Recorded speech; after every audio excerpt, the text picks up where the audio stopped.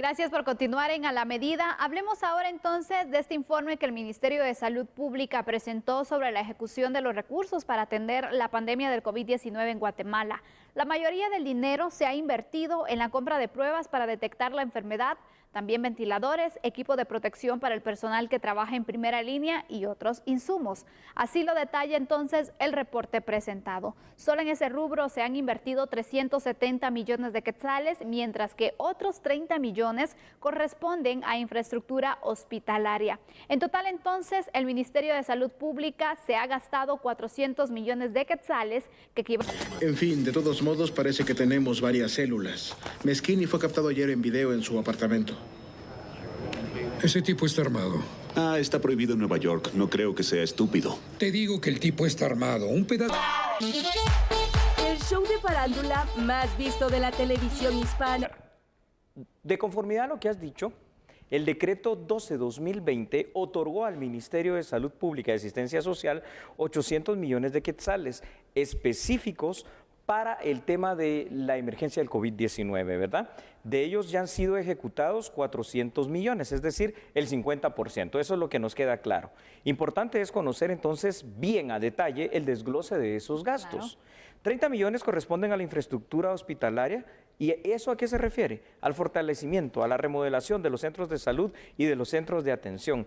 Y los otros 370 millones, Sandy, esta es una situación bien importante, compra de pruebas que van a detectar o se han utilizado para detectar precisamente la enfermedad del COVID-19, los ventiladores, el equipo, los trajes para el personal que está trabajando en salud y otros insumos.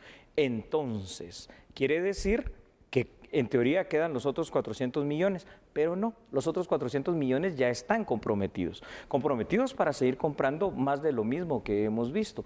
Entonces, ojalá esto signifique también que el tema del COVID-19 viene en descenso en cuanto a las personas que se han infectado y en cuanto a las emergencias que pueden darse, porque de lo contrario también habría que ver de dónde se saca primero partida presupuestaria para encontrar el espacio suficiente para seguir atendiendo la emergencia durante este año. Pero ahí está, el Ministerio de Salud Pública rindiendo informe de lo que ha gastado.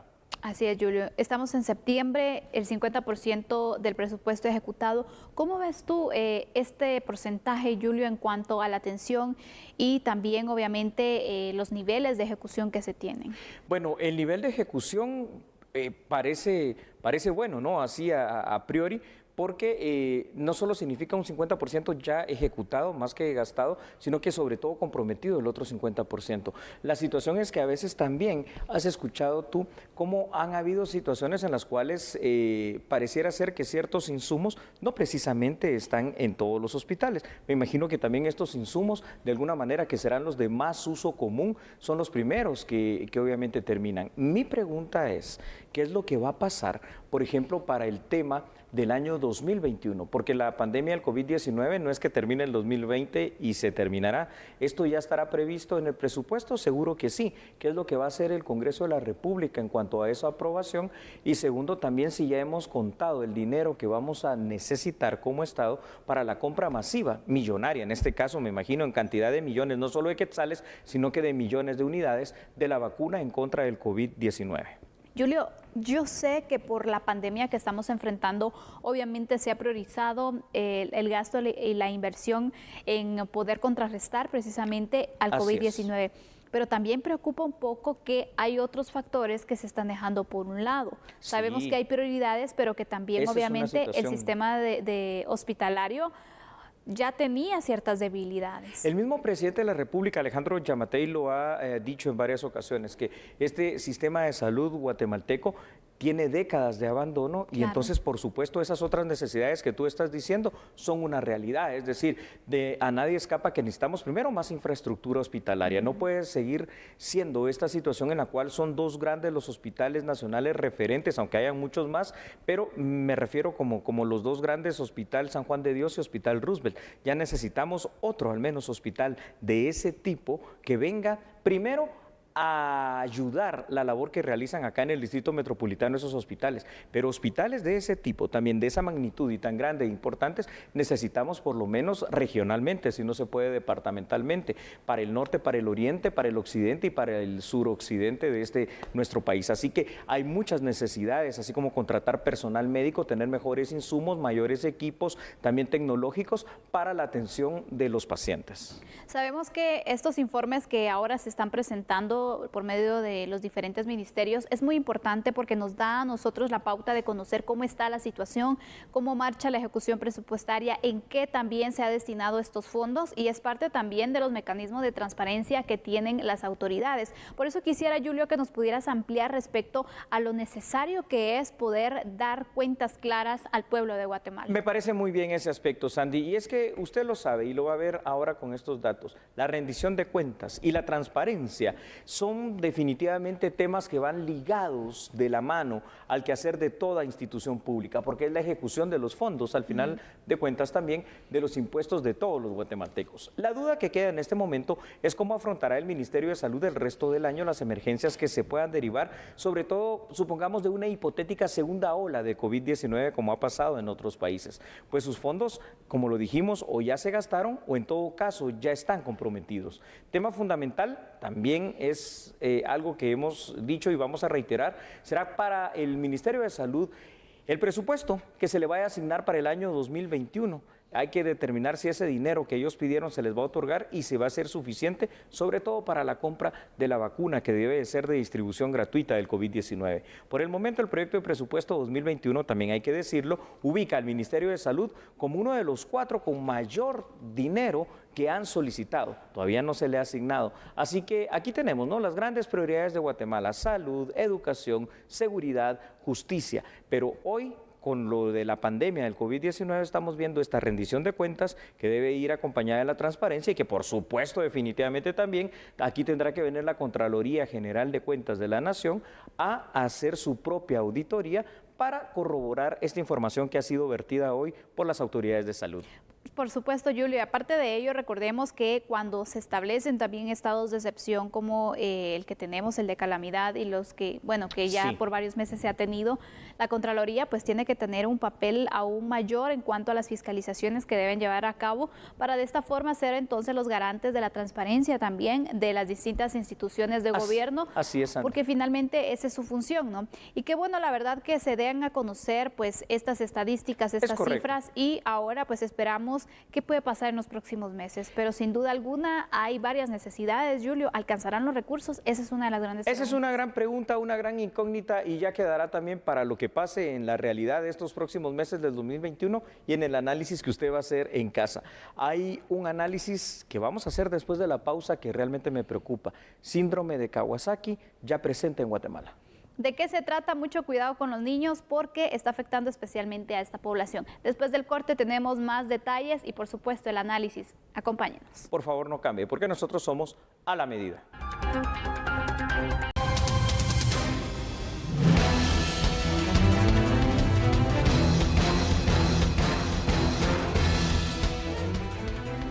La enfermedad del Kawasaki, una de las manifestaciones del síndrome orgánico multisistémico post-COVID, ya está en Guatemala. Al menos 5 niños la han padecido en el Hospital Roosevelt. Se sospecha que uno de ellos murió. Empiezan a tener fiebre, ganglios, una como alergia, se pone la piel muy roja, se agrietan los labios, ¿verdad? Tienen hallazgos en los exámenes de sangre, pero esta complicación es una dilatación de las arterias coronarias del corazón y provoca unos aneurismas. Además que el virus de COVID pudiera inflamar el corazón y dar una miocarditis.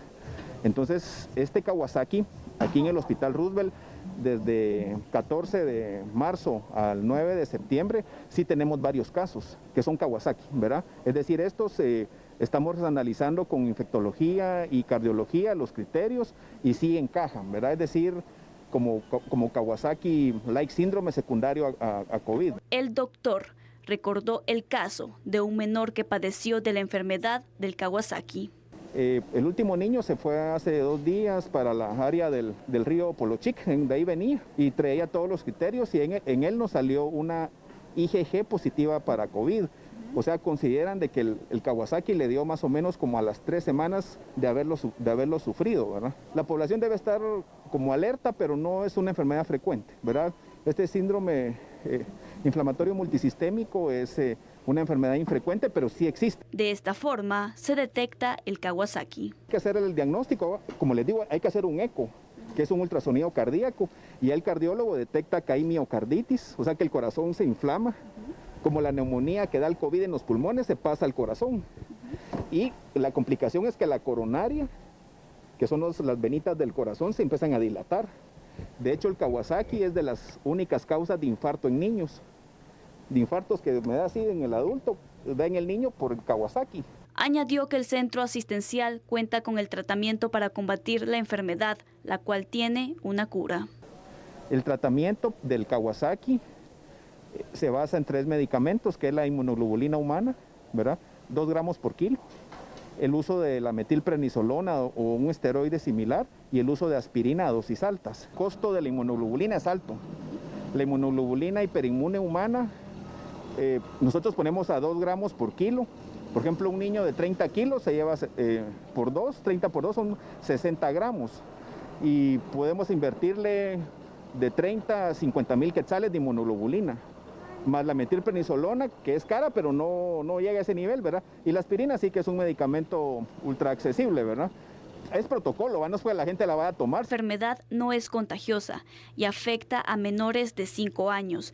El resto de casos confirmados reciben atención ambulatoria por medio de cardiología, mientras que otros 3 llenan los criterios de enfermedad y 10 casos se encuentran bajo investigación. Es que parece sorprendente todo esto que viene acompañando al COVID-19. Ojo, antes de los datos, Andy, quiero aclarar una situación muy buena, la información que daba acá el galeno, muy precisa. El síndrome de Kawasaki es comúnmente un 97-98% que ataca a menores de edad, a niños no mayores de 5 años, niños y niñas, obviamente. Dentro de este rango etario, ataca principalmente a niños varones. Es otra cuestión que se ha logrado determinar y detectar en el mundo. Pero no significa, y eso hay que tenerlo claro, que no pueda darle a niños o jóvenes mayores de 5 años, y también se ha presentado casos ya esporádicos, hay que decirlo, en adultos. Entonces, sobre esa base creo que podemos partir con la información para este análisis. Por supuesto, porque obviamente también recordemos, es un esfuerzo que ahora los médicos deben hacer para poder controlar y para poder detectar también estos casos, Julio, porque bien decía entonces el médico, el director de este hospital, que puede matar. Puede matar. Las consecuencias entonces, por eso es que deben de tener un control aún más preciso y obviamente estar aún más pendientes de los niños. Así es, Sandy. Vamos entonces con la información, por favor. Ahí véala usted y síganos en esta situación. Alrededor del mundo y ahora en Guatemala se ha informado sobre una condición misteriosa en cientos de niños que podría estar relacionada con la enfermedad del COVID-19. La Organización Mundial de la Salud publicó un informe científico que describe a grupos de niños y adolescentes que requieren ingreso en unidades de cuidados intensivos con una afección inflamatoria multisistémica con algunas características similares a la de enfermedad de Kawasaki y el síndrome de choque tóxico. En parte debido a su rareza, los médicos aún no saben exactamente qué es lo que causa la enfermedad de Kawasaki, o sea, cuál es la razón por la que se manifiesta. Pero la teoría dominante es que es un patógeno, como un virus, el que impulsa el sistema inmunológico de un niño al límite, lo que resulta en inflamación en todo el cuerpo. Y por eso es que podemos ver esos síntomas, ¿no? Como la fiebre alta, a veces hasta de 40 grados o más por más de 5 días, el sarpullido, el prurito, la hinchazón de las manos, la hinchazón de los pies, el enrojecimiento de la piel y en muchas ocasiones, tal y como lo decía el médico, el tratamiento pues termina siendo hasta cierto punto bastante sencillo, tan común como él bien lo indicaba, con una aspirina y otros medicamentos. Pero ojo con esto, porque también en la investigación que hicimos, el tema de este medicamento último que acabo de mencionar, la aspirina, si no es recitada por el médico y si no es síndrome de Kawasaki, porque se parecen muchos entre ellos, puede provocar otro que se llama síndrome de Reyes, donde el problema ya es directo al corazón y es una situación bastante terrible. ¿Qué es lo que provoca en los niños generalmente fuera de esta sintomatología que tú puedes ver en las imágenes que están allí en pantalla? Bueno, les provoca un aneurisma y entonces es una falla grave en las arterias que por supuesto los hace colapsar en su sistema cardiovascular, y generalmente cuando fallecen los niños por esta enfermedad tan extraña como Kawasaki, fallecen de un paro al corazón. Julio, hay un punto muy importante que trataste y es el tema de automedicarse. Es correcto. Sabemos que por cultura o no sé por qué, lo que hacemos es, bueno, ya sabemos qué medicamentos podemos tomar para una gripe, algunos incluso ya están pues tratándose el tema de prevenir el COVID, imagínense cuando no se puede de esa forma, pero conociendo ciertos medicamentos que los médicos tienen para poder atender los casos, pues bueno, hay muchos que ya incluso se han abastecido con ese tipo de medicamentos, y ahora que da el médico y se ha obviamente dado a conocer qué tipo de medicamentos se utilizan para poder combatir esta situación. Sabemos que los médicos saben, cada persona obviamente va a tener su dosis y el médico es el especialista para poder recetar, para poder aplicar efectivamente. Entonces, es muy importante que nosotros no nos automediquemos. Son enfermedades que pueden ser peligrosas, que deben ser tratadas por médicos. Sobre todo porque son bastante poco comunes hasta el momento, aunque el síndrome de Kawasaki se ha estado extendiendo en el mundo. Y aquí se rompen ciertos paradigmas y mitos que se tenían. Por ejemplo, que el COVID-19 pues afectaba particularmente a las personas mayores. Sí, eso sigue manteniéndose. Pero vemos cómo en los niños, al menos en el 1% de quienes logran adquirir esta enfermedad, pues también adquieren ahora, no solo en Guatemala, sino que en el mundo, esta situación de la enfermedad de Kawasaki. ¿Me permites dar otros datos, Sandy? Adelante, Yuli. Claro que sí. Véalos, por favor, usted en pantalla para que sigamos conociendo de esta rara enfermedad. El síndrome de Kawasaki es tratable y eso es lo bueno. Y en pocos casos causa un daño cardíaco significativo. Pero muchos pacientes con el síndrome inflamatorio multisistémico sufren un daño cardíaco tan grave que entran en shock y es cuando llega la muerte. Además, el síndrome de Kawasaki, Sandy, afecta casi exclusivamente, ojo, no exclusivamente, a niños menores de 5 años, pero el síndrome MIS-C, que es una variante del síndrome de Kawasaki, también afecta a niños y adolescentes y también a adultos. También se conoce de casos de niños que no tienen síntomas externos de Kawasaki, pero sí tienen la fiebre alta y una inflamación elevada, sobre todo de lo que son sus ganglios. Y entonces estamos aquí ahora ante la presencia de esta enfermedad extraña, la enfermedad de Kawasaki, presente en Guatemala. 5 son los casos que se han documentado acá en el Hospital Roosevelt. Esperemos que esto pues no se siga multiplicando, porque además es que no es transmisible de un niño a otro, se adquiere por algo que todavía pues es un patógeno bastante desconocido. Son de niños que han pasado la etapa del COVID-19, que es una de las consecuencias que han representado. Así que este es el nuevo síndrome que ya ha llegado a Guatemala. Mucha precaución y repetimos, por favor, no se automedique. Ahora vamos a conocer otra información porque por más de 80 años han vivido en un conflicto los pobladores de Ixiguán y Tajumulco, y podría ser que este viernes, con la firma de un convenio marco, finalmente se busque la paz para estas comunidades. Integrantes de la Comisión Presidencial de Diálogo señalaron que este viernes se tendrá una reunión con autoridades de Ixiguán y Tajumulco con el fin de firmar un acuerdo marco de 6 puntos para alcanzar la paz en la región. Tenemos una hoja de ruta establecida sobre 6 puntos fundamentales. El primero de ellos es la total anuencia de ellos a discutir el tema con la seriedad y la responsabilidad en una mesa de diálogo, la que presidirá esta comisión por instrucciones del señor presidente de la República, el doctor Alejandro Yamatei. Y digamos que como un punto final es realmente la firma del acuerdo marco, el acuerdo marco que contiene 6 puntos, que finalmente nosotros esperamos que, firmado el acuerdo, que eso lo esperamos hacer el día viernes, ellos van a dar su punto de vista y van a proponer una solución tanto de un lado como del otro. El señor alcalde de Ixiguán tiene su propuesta de cómo poder solucionar el conflicto, y el señor alcalde de Tajumulco de la misma manera tiene su propuesta, y esperamos con nosotros con la propuesta de uno y del otro ponernos de acuerdo y dar ya por finalizado el conflicto que tiene más de 80 años. La comisión espera que se concrete este acuerdo marco de 6 puntos para solventar este añejo conflicto territorial.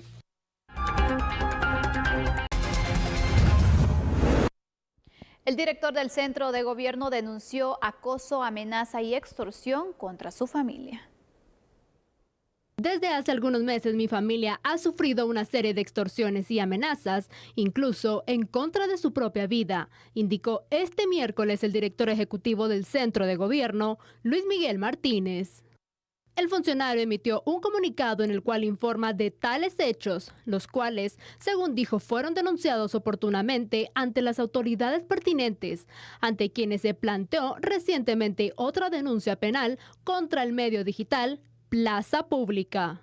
De acuerdo con Martínez, varias personas que dicen ser periodistas de esa entidad han fotografiado y grabado en video la residencia de sus padres, cuyos movimientos y vida personal han indagado sin permiso.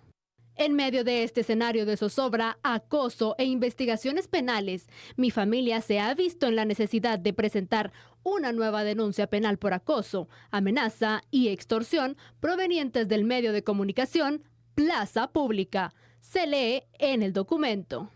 Martínez también aclaró que ninguno de sus parientes en los grados de consanguinidad que establece la ley ejerce cargos públicos o son proveedores del Estado, por lo cual califica de falta de respeto y agresión psicológica las presuntas acciones del personal del citado medio.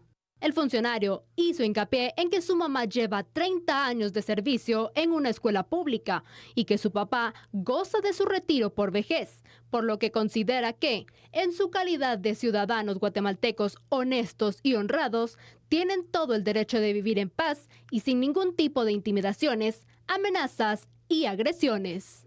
En tal sentido, hago responsables de cualquier ataque a nuestra integridad, daño físico y psicológico que podamos sufrir a consecuencia de sus deleznables actos a las personas que se identifican como miembros de Plaza Pública y que han sido oportunamente identificados en las denuncias penales interpuestas, reza el comunicado.